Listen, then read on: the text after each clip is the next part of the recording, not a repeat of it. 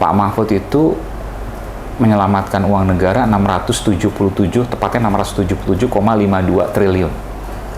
Hampir 700 triliun dari berbagai macam korupsi yang ia sudah bongkar gitu ya. Apalagi cuma sekadar pinjol gitu kan. Ini korupsi yang ada di kementerian, melibatkan aparat-aparat yang berseragam misalnya. Ada oknum ya. Oknum nih, jangan dilaporin lagi nih.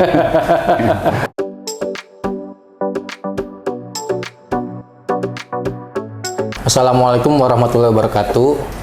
Kembali lagi bersama saya Miftahul Munir, reporter dari Warta Kota. Hari ini saya sudah bersama dengan Mas Aiman Wicaksono, yang merupakan salah satu senior di dunia wartawan. Orang masyarakat juga sudah mengenal Mas Aiman, dan saat ini beliau ini nyalek di Dapil Jakarta Timur DPR RI. Di tahun 2024 ini dia maju sebagai caleg dari Partai Perindo ya Mas? Perindo, betul. Sebelum kita memulai, mungkin kita akan menyapa dulu Mas Aiman. Mas Aiman, gimana kabarnya? Baik, Munir. Apa kabar? Alhamdulillah, sehat ya Mas. Ya? Alhamdulillah. Mas, ini kan Mas kan dari seorang jurnalis, cukup sudah senior juga, dan saat ini menjadi seorang pimret juga kan di salah satu media ternama. Di MNC. Di MNC. Nah, itu alasan Mas Aiman sendiri, apa sih Mas yang mendorong dari seorang jurnalis hingga akhirnya memutuskan untuk menjadi seorang caleg di DPR RI? Saya 22 tahun ya jadi wartawan, dan sampai saat ini pun sebenarnya masih wartawan, karena cuti kan masih wartawan dong. Ya, cuma saya tidak melakukan tindakan atau kerja-kerja jurnalistik saat ini. Tapi statusnya masih tetap wartawan. Nah, kenapa kemudian saya cuti ini saya ceritakan dulu. Karena saya tidak mau mencampur adukan soal etika. Nah, ini saya harus jaga sebagai contoh juga untuk yang lain. Satu itu. Yang kemudian yang kedua adalah kenapa saya terjun ke politik. Sederhana sesungguhnya. Saya gemas melihat kondisi negara ini. Saya tidak bisa hanya berdiam diri. Kalau dikatakan nyaman, sudah nyaman lah. Di wartawan sudah pada pucuk tertinggi, betul ya? Dengan segala fasilitas dan lain sebagainya, karir mentereng, orang bilang seperti itu gitu ya. Tapi kenapa saya mau terjun ke wilayah yang orang katakan dalam tanda kutip ya, berdarah-darah gitu. Buktinya sekarang saya aja baru masuk, udah dilaporkan dan lain sebagainya dengan ancaman hukuman yang luar biasa. Waduh gitu ya. Tapi nggak apa-apa, ini bagian dari perjuangan. Dan saya sampai kapanpun, saya akan tetap terus berjuang. Untuk apa? Untuk kebenaran. Ya, soal ada hambatan, ada cobaan di depan gitu ya. Ya itu bagian dari perjuangan, nggak ada masalah. Karena bagaimanapun juga kita tidak hanya hidup hanya di dunia saja kan, tapi segala hidup di dunia ini akan diminta pertanggungjawaban pada kehidupan setelah dunia. Nah, setiap orang sekarang bisa jadi wartawan, buat podcast dan lain sebagainya, siapapun. Tapi nggak setiap orang bisa buat undang-undang. Betul. Itu saya garis bawahi, dan itu salah satu kenapa kemudian saya terjun di politik. Undang-undang yang bicara untuk kebaikan, bicara untuk kemanfaatan, bicara untuk pemberdayaan, bicara untuk membangun bangsa ini. Mungkin semua politisi akan bilang seperti itu. Tapi yang saya tekankan di sini adalah saya bermula dengan niat baik, mempertahankan dengan cara-cara yang baik, dan insya Allah hasilnya pasti baik, apapun itu. Nah, Mas Aiman, kenapa memilih untuk cuti? Kenapa nggak langsung mengundurkan diri aja nih dari sebagai seorang jurnalis? Karena kan kalau cuti itu kan pasti kan ada masa batas waktunya ya, selama berapa bulannya. Terus yang tadi saya mau tanya juga soal undang-undang. Saya jawab dulu, kenapa mesti mengundurkan diri? Iya. Ya, saya tanya dulu kenapa mesti mengundurkan diri. Ya kan mungkin lebih enak gitu, tidak ada beban ketika menjalani. Wah, cuti juga enak juga. Yang penting kan saya tidak menggunakan tidak menggunakan tindakan aktivitas jurnalistik kan. Selama kampanye ini. Iya, kalau mengundurkan diri ya hilang sama sekali gitu. Sementara kan mungkin sampai kapanpun saya akan buat podcast juga sih, seperti ini juga. Nah, Mas, terkait dengan tadi kan menjadi anggota DPR ingin mengubah undang-undang juga kan, bisa mengubah undang-undang. Nah, kalau dari Mas Aiman sendiri, apa sih yang kekurangan dari undang-undang pers ini? Karena kan masih banyak juga tuh beberapa mungkin yang ada yang terlindungi di undang-undang pers ini, ada yang nggak terlindungi. Itu gimana Mas? Jadi gini, saya ini bukan kali pertama saya dilaporkan ya. Waktu jadi wartawan juga saya sempat dilaporkan tuh, 2017. Sempat saya meliput juga tuh. Iya. Artinya apa di situ? Padahal harusnya kan kalau dengan undang-undang pers sangat kuat ketika ada dispute, ada perselisihan, maka menggunakan undang-undang pers. Tapi di undang-undang pers itu tidak disebutkan dalam salah satu klausulnya bahwa undang-undang ini berdiri lex specialis misalnya, secara khusus yang kemudian ditekankan sehingga tidak bisa kemudian seorang wartawan harus ada spesialisasi itu di proses pidana karena kerja-kerja jurnalistiknya. Nah, itu yang harus termaktub dalam undang-undang pers yang sampai saat ini belum ada.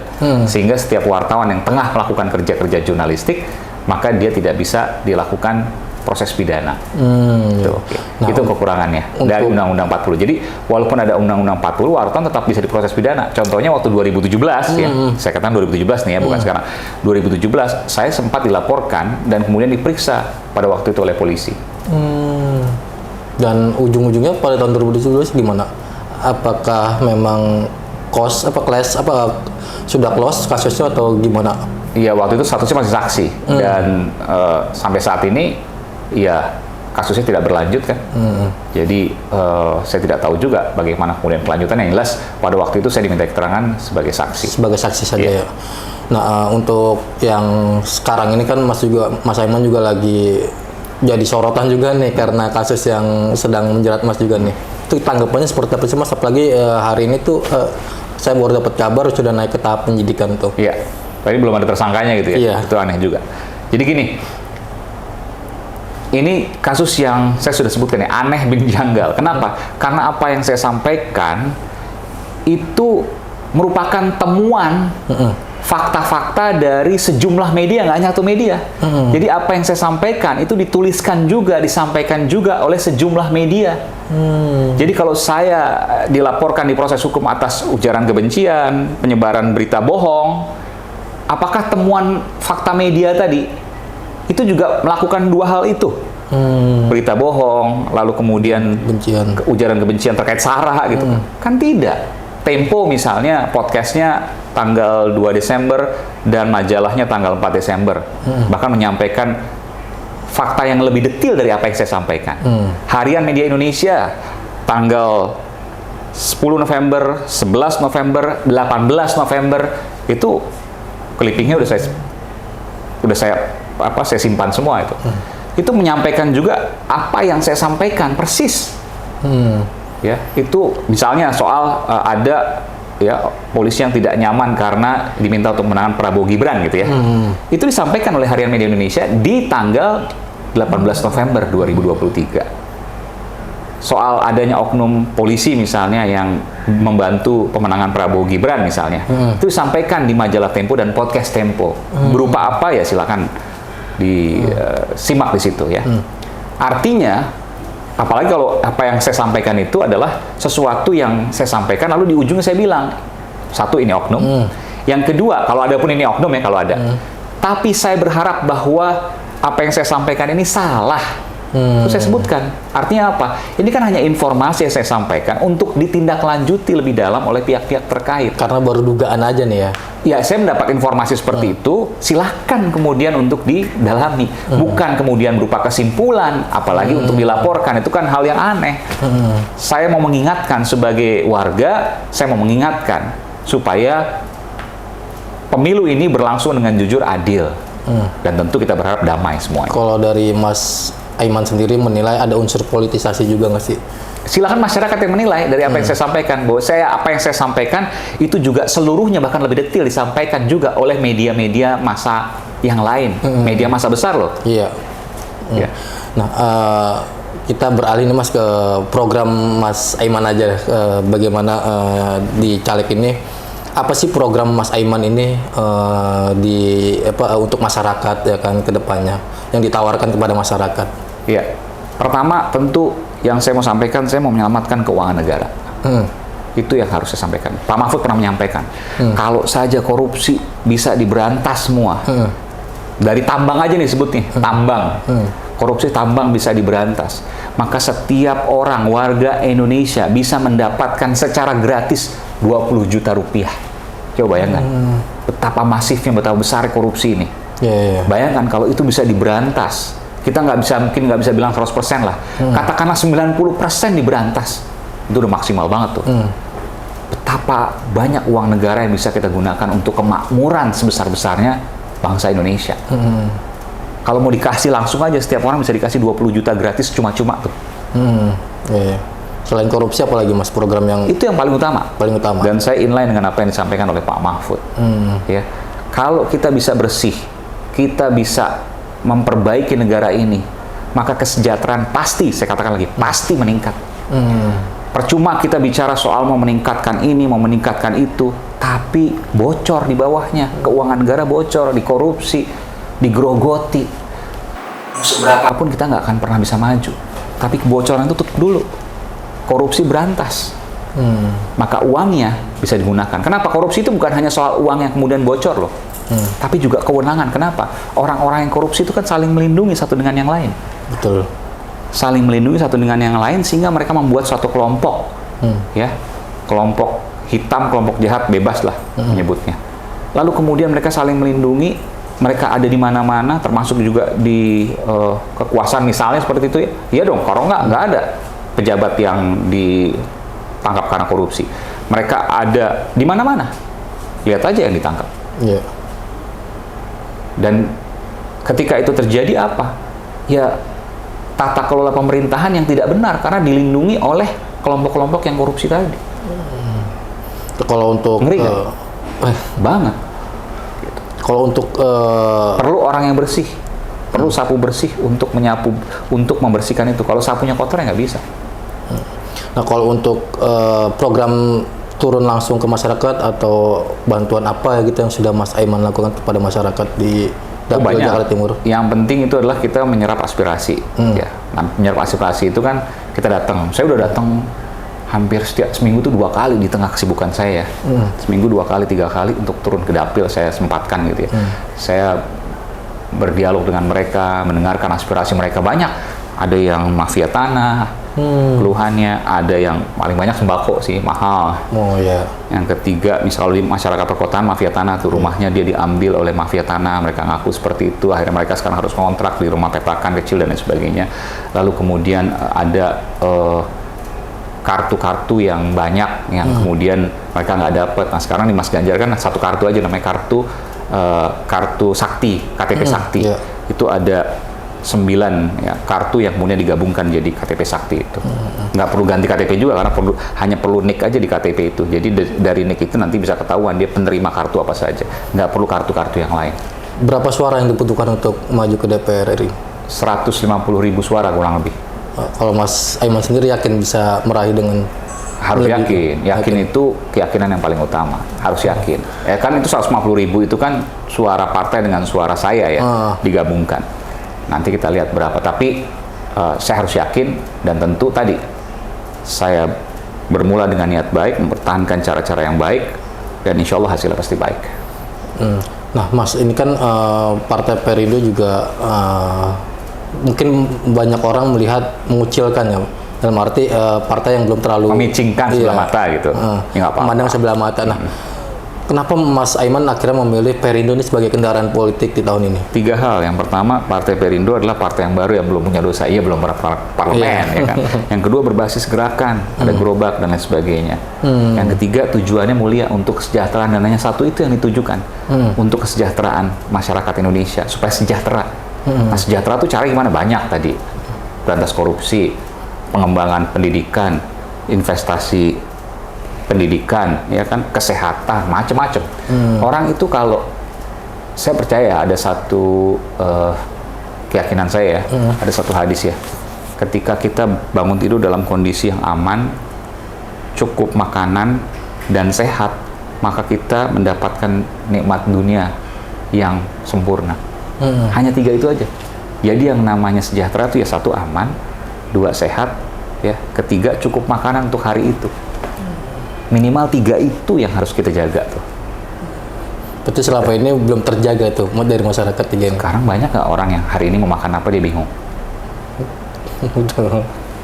Nah, jawab sendiri kan. Nah, Perindo ini kan juga. Nah, tapi apakah kemudian itu solusinya dikasih makan hari itu secara gratis gitu ya? Itu juga kontroversi juga. Berarti. mau kasih ikan atau mau kasih kailnya, mau kasih ikan atau mau kasih pancingnya. Kalau kasih ikan, hari itu dia bisa makan. Tapi besok dia belum tahu. Tapi kalau dikasih kailnya atau pancingnya, sampai kapanpun, sampai akhir hayatnya dia akan bisa terus mempertahankan diri. Berarti, karena dia punya bekal. Berarti jangan bergantung pada yang gratis itu ya? Iya dong. Sifat zakat aja kan itu hanya sementara supaya membantu pada saat itu. Tapi ada keyakinan yang lain, ada pernyataan yang lain kan bahwa tangan di atas lebih baik dari tangan di bawah. Artinya apa? Kita harus menjadi tangan di atas, harus bisa mencapai pada posisi itu. Dengan apa ya? Dengan pancing tadi, dengan kail tadi. Di antaranya apa ya? Pendidikan. Makanya di program Mas Ganjar kan ada, Mas Ganjar Mahfud ya, ada satu keluarga, satu sarjana. Untuk apa? Untuk naik kelas mereka. Sekarang 49% masyarakat Indonesia tidak lulus SD. Nah, kira-kira dari 49% itu Mas Aiman yakin nggak nanti ketika DPR RI ini bisa justru anak-anak di Indonesia ini bisa sekolah? Harus ada perbaikan. Angkanya nggak boleh sebesar itu. Pendidikan nomor 1, kesejahteraan nomor 1. Di daerah ini kan banyak yang putus sekolah tuh anak-anak tuh. Iya, yang nggak hanya di daerah, di kota juga banyak kok. Kalau kita lihat pedagang asongan dan lain sebagainya itu kan di kota mereka tinggal. Banyak loh mereka KTP-nya ibu kota. Iya. Nah, itu kan masalah di ibu kota. Nah, kalau misalkan dari Mas Aiman sendiri melihat program yang sudah berjalan dari Pak Jokowi sendiri gimana sih? Apakah ada kekurangan atau gimana untuk dunia pendidikan? Kan tidak ada manusia yang sempurna, tidak ada pula pemimpin yang sempurna. Tapi bukan berarti tidak sempurna itu semuanya jelek, gitu kan? Iya, karena pertahankan yang baik dan ganti yang lebih baik jika perlu perbaikan. Nah, itulah konsep yang namanya perbaikan. Jadi bukan melanjutkan semua artinya positif negatif dilanjutkan dong. Enggak. Ganjar Mahfud misalnya itu mempunyai konsep perbaikan. Apa arti perbaikan? Mempertahankan yang baik dan mengganti dengan yang lebih baik pada hal-hal yang kurang baik. Kira-kira apa tuh yang dari Pak Ganjar Mahfud ya untuk memperbaiki yang belum baik di eranya Pak Jokowi? Tadi saya sebutkan misalnya dunia pendidikan yang korupsi ya kan masih tinggi. Indeks persepsi korupsi kita cenderung turun dari tahun ke tahun ya. Terus kemudian juga ya penegakan hukum tentu ada PR di situ. Lalu kemudian ada pendidikan misalnya tadi yang masih tinggi. Lalu kemudian ada itu perlu keberpihakan, perlu katakanlah affirmative action gitu ya. Tindakan afirmasi, ya itu harus dibantu karena orang untuk sekolah aja dia bukan hanya bicara soal uang loh, tapi juga motivasi. Banyak orang yang punya uang tapi malah sekolah banyak nggak? Banyak. Nah itu harus dilihat, bukan hanya soal oh ada uang pasti dia sekolah, belum tentu. Pendidikannya seperti apa, menarik nggak? Jadi bukan bicara soal pendanaan saja, tapi sistem pendidikannya juga harus dibuat sesuatu yang penting, menarik, dan relevan dengan zaman ya. Mungkin saya pengen bertanya terkait dengan masa kecil Mas Aiman juga nih. Kalau Mas Aiman sendiri di zaman masa Mas Aiman sekolah dulu tuh gimana Mas? Ada perbedaan nggak di zaman Mas Aiman sampai sekarang ini di dunia pendidikan itu? Pasti, kan ada perubahan kurikulum ya. Kalau dulu kita Mas sekolah di mana Mas dari kecil tuh? Lahir di mana? Sekolah di mana? Saya lahir di Jakarta Timur, di Cililitan, ya, dapil saya. Oh, di dapil sendiri. Dapil. Udah pasti yakin menang lah dapil sendiri. Amin. Tapi besar saya di Jakarta Pusat, lalu kemudian pindah ke sekarang Tangerang Selatan, di Ciputat ya. Nah, di situ kita ya seperti anak-anak tahun 80-an, 90-an ya. Tentu kita bermain di luar ya. Lebih aktif di lapangan, di luar. Berbeda kan sekarang lebih ke gadget. Lebih ke alat ya. Ya perbedaannya hanya itu kan. Kalau dulu kan lebih praktik, kalau sekarang lebih ke gadget. Tapi bukan berarti itu sebuah hambatan, justru malah bisa digunakan sebagai hal yang positif. Asal ada arahan, asal ada tuntunan. Jangan kemudian menghabiskan waktu, banyak sekarang nih, menghabiskan waktu untuk hal-hal yang nggak bermanfaat di media sosial, lalu nggak jadi apa-apa. Gadget ini kan memang sudah berkembang ya Bang, apalagi sekarang ini banyak anak-anak muda juga banyak gemar e-sport ya, artinya Iya. Ya nggak apa-apa, e-sport nggak. Maksudnya kan ada yang kayak apa? Ya hal-hal yang banyak lah di media sosial yang nggak bermanfaat atau bahkan membahayakan. Online pun sekarang marak loh di media sosial ya. Itu ada banyak di beberapa platform mereka video-video viral mereka tempelin iklannya dan lain sebagainya. Itu kan bahaya sekali sesungguhnya. Pernah ada yang ngadu ke Mas Aiman soal judi online terlilit banyak judi online atau pinjol gitu? Saya kemarin nobar di daerah Cakung, mereka bilang pas waktu Pak Mahfud bilang soal judi online atau pinjol judi online juga. Itu mereka langsung, oh iya masa dekat gitu kan. Iya, masa dekat dengan isu itu. Ya mereka cerita dan lain sebagainya. Karena itu bukan lintah darat lagi, lintah darat kuadrat itu. Karena pinjam 250.000 bisa bayar 50 juta atau bahkan lebih. Pinjam 50.000 bisa bayar 200 juta. Karena bunga-bunga terus berbunga. Apa yang harus diperbaiki di DPR sendiri terkait dengan pinjol ini? Apakah harus undang-undangnya diperkuat lagi supaya bisa menjerat para pinjol? Itulah gunanya DPR. Dia melihat apa yang menjadi kekurangan, lalu kemudian memperbaikinya lewat undang-undang. Bisa diberikan batas, bisa diberikan pemberdayaan. Jadi gini, yang baik harus diberdayakan, yang tidak baik harus diberantas. Itu aja. Prinsipnya kan itu. Yang baik harus diberdayakan, yang tidak baik harus diberantas. Pinjol misalnya ada yang baik, ada dong. Ada. Itu harus diberdayakan, tapi dengan aturan-aturan khusus. Pinjol yang tidak baik, yang lintah darat kuadrat tadi, ya harus diberantas. Ini kan jadi salah satu program fokusnya Pak Mahfud juga kemarin di debat ya. Betul. Kira-kira yakin bisa nggak Pak Mahfud itu memberantas pinjol-pinjol yang tadi Mas Aiman bilang lintah kuadrat ini? Karena kan setiap tahun itu kalau saya lihat itu makin berkembang terus tuh. Nah, gimana Mas? Kalau cuma bilang bisa, tentu ya tim saya gitu ya. Tapi sekarang saya pakai fakta dan data. Pak Mahfud itu menyelamatkan uang negara 677, tepatnya 677,52 triliun. Hampir 700 triliun dari berbagai macam korupsi yang ia sudah bongkar gitu ya. Apalagi cuma sekadar pinjol gitu kan. Ini korupsi yang ada di kementerian, melibatkan aparat-aparat yang berseragam misalnya. Ada oknum nih, jangan dilaporin lagi nih. Terus banyak sekali, termasuk juga kemarin kan kasus Sambo juga Pak Mahfud yang termasuk yang terdepan untuk menyampaikan hal itu.